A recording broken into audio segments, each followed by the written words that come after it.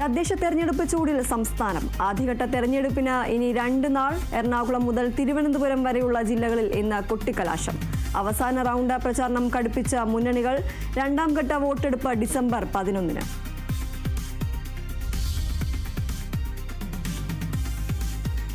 പാലക്കാട് തിരുമിറ്റക്കോടിന് സമീപം പ്രവാസി വ്യവസായിയെ തോക്ക് ചൂണ്ടി തട്ടിക്കൊണ്ടുപോയി. 4-അംഗ സംഘം തട്ടിക്കൊണ്ടുപോയത് മലപ്പുറം വണ്ടൂർ സ്വദേശിയായ മുഹമ്മദ് അലിയെ.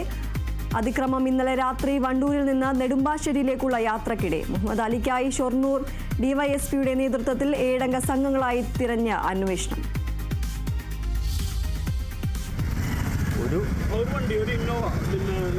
ഒരു വണ്ടി തടുത്തിട്ടിട്ട് തോക്ക കാണിച്ചിട്ട് ആളെ തട്ടിക്കൊണ്ടേ വണ്ടി വേറോട്ടിൽ എടുക്കണം. ഒരു വെൽഫെയർ വണ്ടി ബ്ലോക്ക് ഇട്ടിട്ട് ഈ വണ്ടിത്തെ എങ്ങനെ ഗണ്ണ കാണിച്ചിട്ട് കുറച്ച് ആൾക്കാർ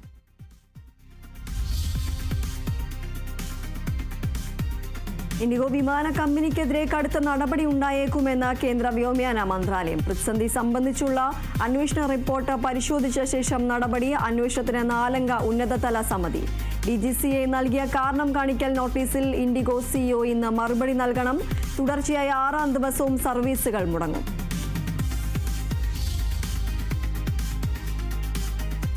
ഗോവയിലെ നിശ ക്ലബിലുണ്ടായ തീപിടുത്തത്തിൽ 23 മരണം. മരിച്ചവരിൽ വിനോദസഞ്ചാരികളും ഉണ്ടെന്ന സൂചന. തീപിടുത്തം അടുക്കളയിലെ ഗ്യാസ് സിലിണ്ടർ പൊട്ടിത്തെറിച്ചെന്ന നിഗമനം.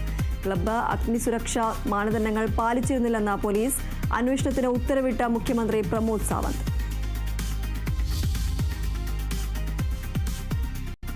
ദക്ഷിണാഫ്രിക്കയ്ക്കെതിരായ ഏകദിന പരമ്പര സ്വന്തമാക്കി ഇന്ത്യ. ഇന്ത്യയുടെ വിജയം 9 വിക്കറ്റുകൾക്ക്. 271 റൺസ് വിജയലക്ഷ്യം മറികടന്ന് 61 പന്തുകൾ ബാക്കി നിൽക്കെ യശസ്വി ജയ്സ്വാളിന് ഏകദിനത്തിൽ കന്നി സെഞ്ചുറി. 3 മാച്ചുകളിൽ നിന്ന് 302 റൺസ് എടുത്ത വിരാട് കോഹ്ലി പരമ്പരയിലെ താരം.